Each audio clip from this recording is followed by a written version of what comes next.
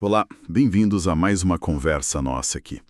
Hoje a gente vai mergulhar nas ideias de um filósofo romano, Sêneca, um pensador de quase 2000 anos atrás, mas que parece falar direto para o nosso tempo, né? É impressionante a atualidade, realmente. O foco hoje é um ensaio dele chamado Sobre a Brevidade da Vida. A gente está com uma tradução aqui para nos ajudar a explorar isso. Um texto fundamental. E a reclamação é clássica, né? A vida é curta. Todo mundo já ouviu ou pensou isso. Sim, é quase um lugar comum. Mas aí Sêneca chega e, bom, vira tudo de cabeça para baixo.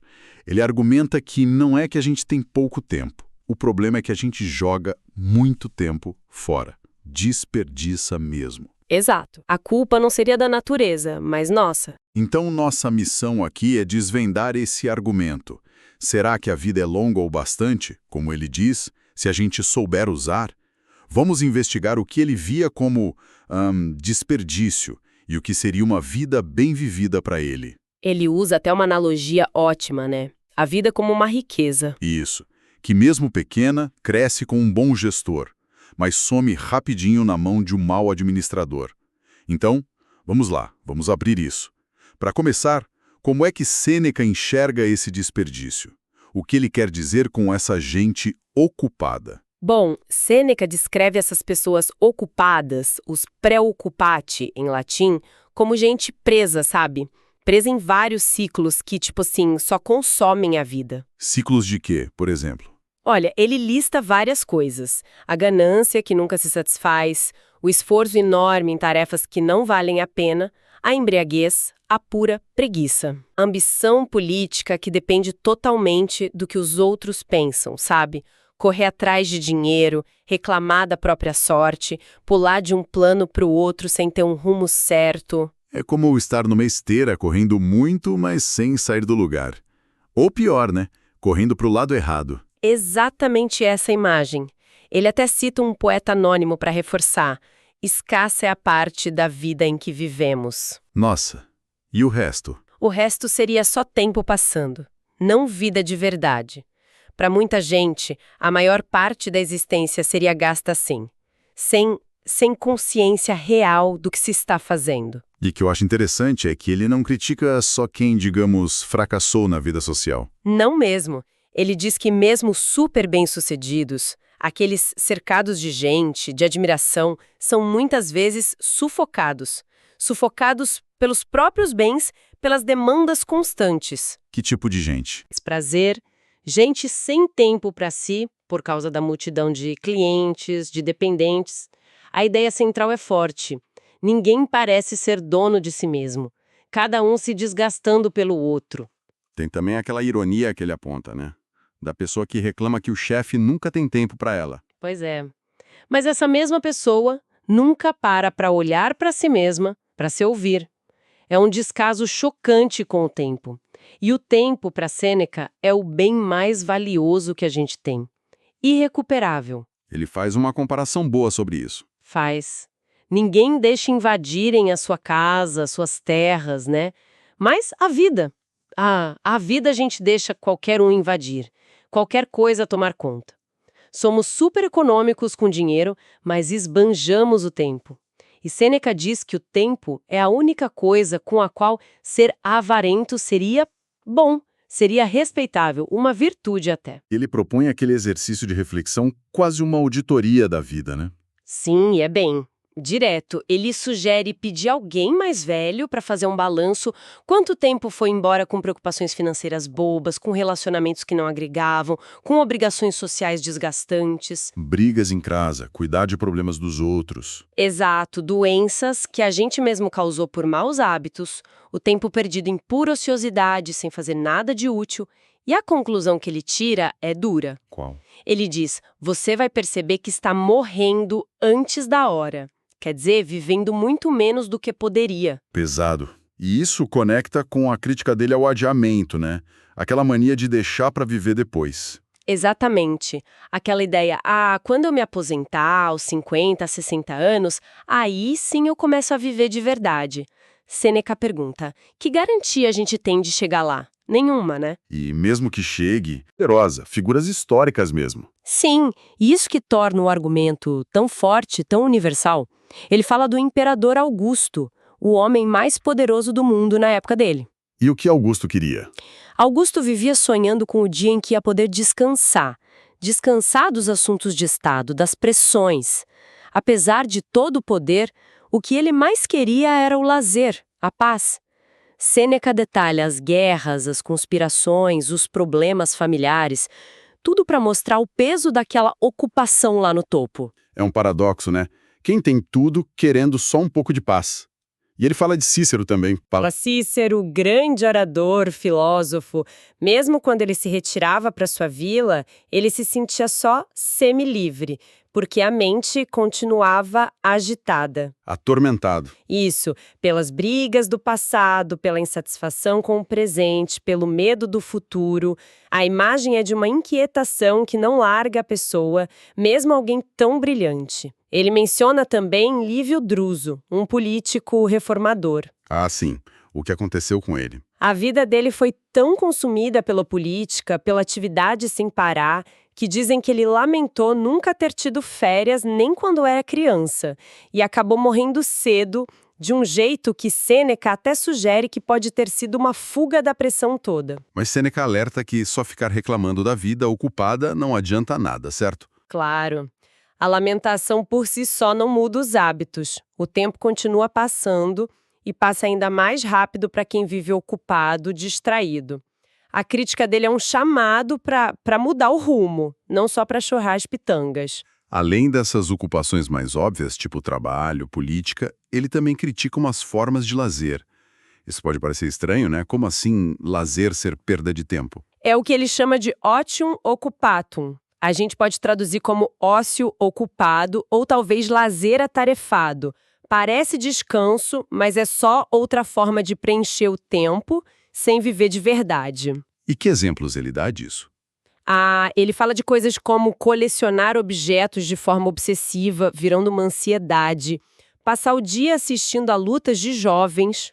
Que hoje poderiam ser outras formas de entretenimento passivo, talvez. Exato. A vaidade excessiva, sabe? Passar horas cuidando do cabelo, da aparência, de um jeito superficial. Ou ficar ouvindo música o tempo todo, sem parar, de um jeito meio automático. E ele também fala de banquetes, festas. Sim, a preocupação exagerada com os detalhes da festa, com a roupa dos empregados, com a comida cara. Tudo para impressionar os outros. Ostentação pura. Não um prazer real. Ele leva a um extremo, né? Com aquela imagem da pessoa que nem sabe se está sentada. Isso. A pessoa tão mimada que precisa ser carregada para lá e para cá e pergunta, já estou sentado? Sêneca questiona, se alguém não tem nem consciência do próprio corpo, como vai ter consciência da própria vida, do próprio lazer? Para ele, essa falta de autoconsciência é quase como estar morto em vida. O verdadeiro lazer exige consciência. E aí vem uma parte que pode gerar discussão. A crítica dele é o que considera conhecimento inútil. Ele não acha que todo aprendizado vale a pena. É um ponto interessante, sim. Ele tira sarro do que ele via como uma mania grega por trivialidades, tipo saber quantos remadores o Ulisses tinha na Odisseia, ou detalhes sobre a vida de Homero. Coisas que não mudam a vida de ninguém, basicamente. Exato. Conhecimento que, segundo ele, não torna a pessoa melhor, só talvez mais chata se sair contando para todo mundo. E ele diz que essa paixão vazia por aprender coisas inúteis também tinha pegado os romanos. Aí ele lista um monte de curiosidades da história romana. Quem foi o primeiro general a fazer tal coisa? Quem exibiu elefantes primeiro? Isso. Ele até critica Pompeu o Grande por ter promovido um espetáculo cruel com elefantes no circo. Ele vê isso como um sinal de como o poder e a riqueza podem fazer a pessoa perder o senso, a humanidade. E ainda lembra com ironia que o próprio Pompeu teve um fim bem trágico, apesar do título de Magnus. E ele continua com mais exemplos de fatos históricos meio irrelevantes. Sim, sobre outros generais, mais animais no circo, até detalhes sobre os limites sagrados de Roma, o Pomerium, mas tudo isso leva a uma pergunta central. Que seria? O critério dele para julgar, que ele atribui a um amigo filósofo, Fabiano. Esse tipo de conhecimento ajuda a gente a errar menos, a controlar as paixões. Torna alguém mais corajoso, mais justo, mais generoso. Entendi. Se não serve para melhorar a pessoa por dentro, Então, para Sêneca e Fabiano, talvez fosse melhor nem perder tempo com isso. Seria só mais uma forma de ocupação inútil que infla o ego, mas não alimenta a alma. ok. Então, se a vida, ocupada com trabalho política, o lazer atarefado e essa busca por conhecimento trivial são jeitos de desperdiçar a vida, qual é a alternativa para Sêneca? Onde a gente deveria investir nosso tempo? A resposta dele é clara: na filosofia. Ele diz que só quem dedica tempo à sabedoria, ao estudo filosófico, é que está realmente em lazer. E mais, só essas pessoas realmente vivem. Por quê? Qual a conexão que ele faz? Porque a filosofia, para ele, não só ensina a gente a cuidar da nossa própria vida aqui e agora, mas ela nos permite anexar todas as eras à nossa. Os anos vividos, as lições aprendidas pelos grandes pensadores do passado, tudo isso se torna parte da nossa herança intelectual. E como isso funcionaria na prática? Como a gente anexa essas eras? Sêneca argumenta que, estudando os filósofos, a gente meio que transcende o nosso tempo e espaço limitados. A gente pode, tipo assim, conversar com Sócrates, duvidar junto com Carneades, buscar a paz com Epicuro, tentar superar a natureza humana com os estoicos. É como ter acesso direto às maiores mentes da história. Exatamente. A filosofia abre essa porta para a gente dialogar com eles, aprender com o que eles pensaram, com os erros e acertos. É um contraste gigante com a imagem daquela pessoa ocupada, correndo atrás de favores, de distrações. Então, em vez de ficar batendo na porta de gente poderosa e ocupada, Sêneca sugere abrir os livros, ler Zenão, Pitágoras, Aristóteles, Teofrasto. Ele os chama de sumos sacerdotes do estudo filosófico. e quais as vantagens de ter esses companheiros filosóficos? Olha, ele diz que eles nunca estão ocupados demais pra gente. Estão sempre disponíveis. E a conversa com eles, segundo Sêneca, sempre deixa a gente melhor, mais em paz consigo mesmo. Ninguém sai de lá de mãos vazias. Eles ensinam a viver e a morrer, né? Isso é crucial. Ensinam a viver com sabedoria e a encarar a morte com dignidade. E essa amizade com os filósofos é segura, não traz perigo, não custa uma fortuna. Só exige o nosso tempo, a nossa atenção. Eles compartilham a sabedoria deles conosco. Isso expande a nossa vida, não diminui. É quase como se a gente pudesse escolher nossos pais intelectuais, né? E herdar a sabedoria deles, que é uma riqueza que só aumenta quando a gente compartilha. Linda essa imagem, né? Para Sêneca, esse é o caminho para um tipo de imortalidade, não a do corpo, mas da mente, das ideias. E como ele descreve a vida de quem segue esse caminho, a vida do sábio? Ele a descreve como ampla, muito ampla. O sábio estaria livre das limitações comuns de tempo. Ele domina todas as eras, entende o passado pela memória, pelo estudo, usa o presente com consciência plena e antecipa o futuro com calma, sem medo. Essa combinação de todos os tempos é o que torna a vida dele longa, não importa a idade cronológica. E o contrário seria a vida fragmentada de quem não busca essa sabedoria. Exato. Aqueles que esquecem o passado, que não prestam atenção no presente e vivem com medo do futuro. Esses têm uma vida muito curta e muito angustiada na visão de Sêneca. A ficha só cai tarde demais. Perceberam que passaram o tempo todo ocupados, mas sem viver de verdade. A percepção do tempo deles fica distorcida também. Fica. Dias de tédio parecem intermináveis. Noites de prazeres passageiros e sempre meio ansiosos voam num instante.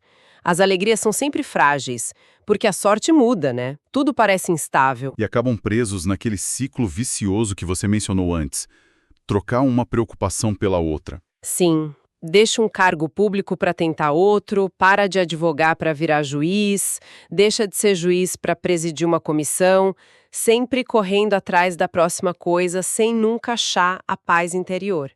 Ele cita figuras romanas famosas como Mário, Cipião, como exemplos dessa inquietação sem fim. E a conclusão é meio triste. Qual? Sempre rezaremos por lazer, mas nunca o alcançaremos. Se a gente continuar nesse caminho de busca externa incessante, O ensaio original foi escrito por um amigo dele, Paulino. Que conselhos Sêneca dá diretamente para ele, mas que acabam servindo para a gente também? bom, ele basicamente encoraja o Paulino a se retirar da vida pública, que era bem agitada. Paulino tinha um cargo super importante e estressante em Roma, cuidava do abastecimento de grãos. Era vital para o império, mas imagina a pressão, as crises, as intrigas políticas, ainda mais na época de imperadores como Calígula. Então Sêneca sugere que ele saia dessa vida. Sugere que ele busque um porto mais pacífico, que use o lazer, a aposentadoria, não para não fazer nada, mas para testar a própria virtude, para se dedicar a coisas mais profundas. Mas que tipo de lazer é esse? Não é ficar de pernas pro ar, imagino. De jeito nenhum.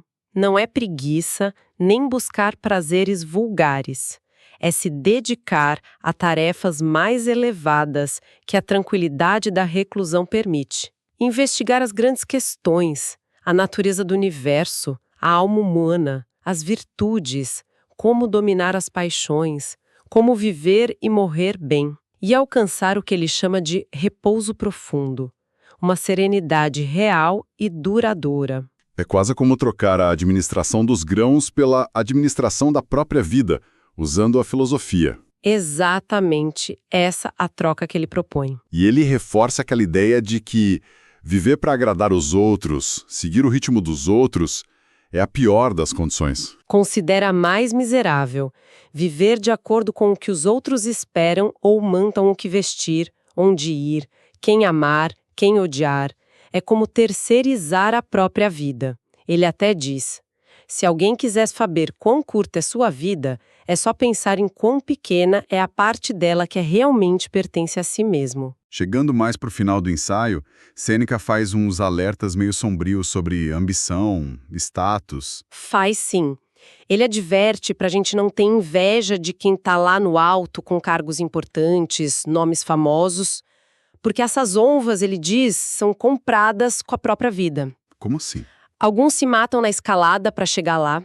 Outros, quando chegam, percebem que todo aquele esforço foi só para ter o nome escrito num túmulo chique.